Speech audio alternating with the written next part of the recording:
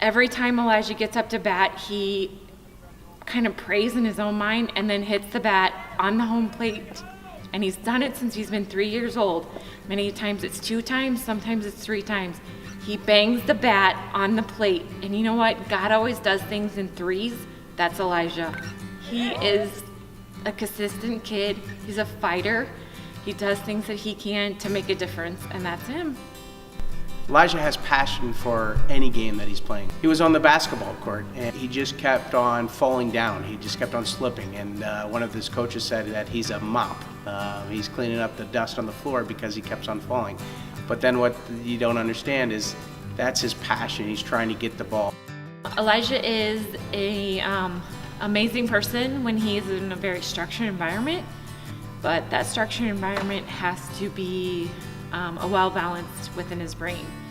He's a great individual when he spends a day in school, comes home and sits at the kitchen table and does his work, but then goes outside and is in sports. When he does not have an opportunity to be on a sporting team, his grades drop. We moved from St. Louis to Chicago and had some amazing opportunities, but he could not be a part of an organized sports team. He went to God in prayer in his own free will and did that, and he was struggling. We couldn't find a team for him to be a part of. He prayed and prayed and prayed. We worked together with him. We found him a team, and his grades went up. He's really passionate about soccer and baseball. He plays on the Trinity Lutheran School's basketball team here, as well as soccer team here, and also the track and field team here. So he's very, very heavily involved with sports. He loves everything. He has people on his soccer team that don't come from the Lutheran atmosphere. Many people on his soccer team maybe have been baptized, some of them have not. But he has invited them into his church through a service opportunity to teach them about Jesus, kind of through the back end way to give back to others. Now some of those kids from his team are in church more and more to learn about Jesus and give back to others. He wants people to learn about Jesus and to know that Jesus loves them. We were doing Feed My Starving Children, and it was a youth gathering, and I was like, hey, we can bring our friends, and all my friends from soccer, except some of them, decided to come, and that was exciting for me to do that and bring them to our school and tell them what our faith was like. We won the rec tournament at the end of the year, and like it was crazy to beat them because we didn't beat them all season. Everybody was crazy. We shook hands, and then like we ran all over the place going crazy.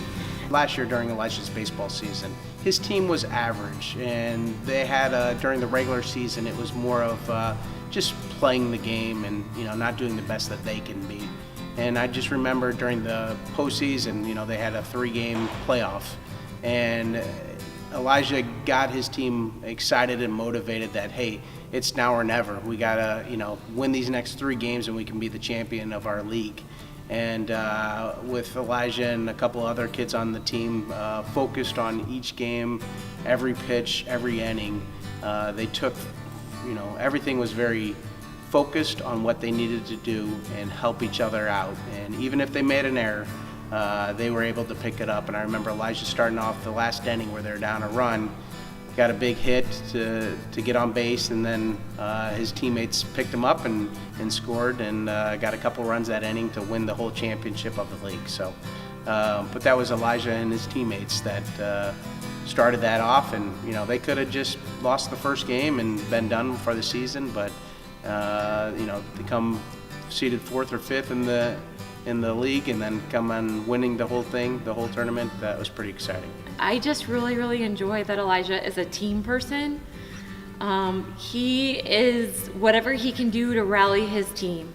He is not a quiet individual when it comes to sports. And Elijah's very focused and gets his team. For example, on the soccer field, he plays goalie. You can't be a quiet person in goal and tell your defenders where they need to mark somebody. He's very focused on helping the defenders pick up the open players, and he can't be quiet. He's got to be vocal at how to best protect his net and protect his team from not allowing them score.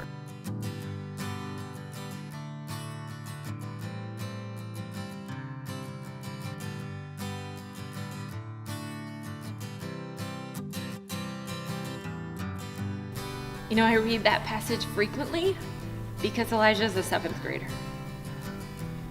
Godliness is something that you're going to train yourself up for numerous years to come for his life. I don't like to lead in birth order, but he is the oldest of 2 other siblings, and he has a lot ahead of him. I'm just so thankful for this ministry and the life that we have to lead forward and what it's going to do for many of children such as Elijah. So we came to Trinity Lutheran Church and School here when Elijah was in 2nd grade. He really enjoyed math and science, but he was really struggling with reading and comprehension. Elijah is very articulate. He's good at math. He's, as a 7th grader, he's very respectful. He's kind to other students. He volunteers in the classroom, or he volunteers outside of a school setting, and those are great qualities. You could tell that Elijah is also a leader. He's a leader in his classroom and at the school. And he's well liked by, his peers and his teachers. Elijah has a strength in mathematics. He tries his best. He's very motivated to do the best all the time. He completes his homework. That is never a problem. He always does his homework. I look at goals for Elijah. One thing is that he could read, multisyllabic words, that becomes easier, that he could read his vocabulary words in his reading class, that he understands those words. High school is going to be a quick 4 years. What happens after high school? You're going to go on to college. Things don't stop there. Where does his dreams go?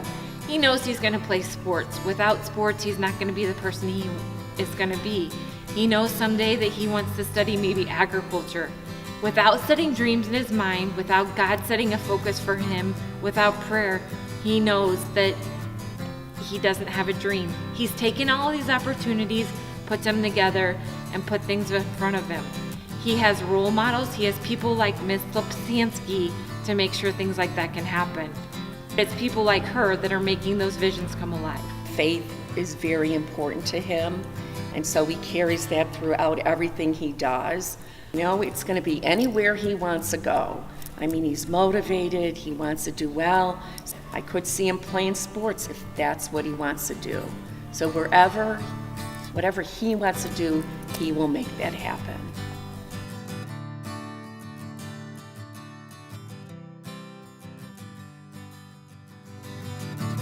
Whether my gift is new creations with my hands, or reading, writing, crunching numbers, working on the land, thinking, speaking, organizing, cultivating, synthesizing, God the Father counts me worthy of his heavenly plans.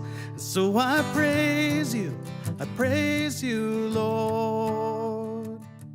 Yes, I praise you.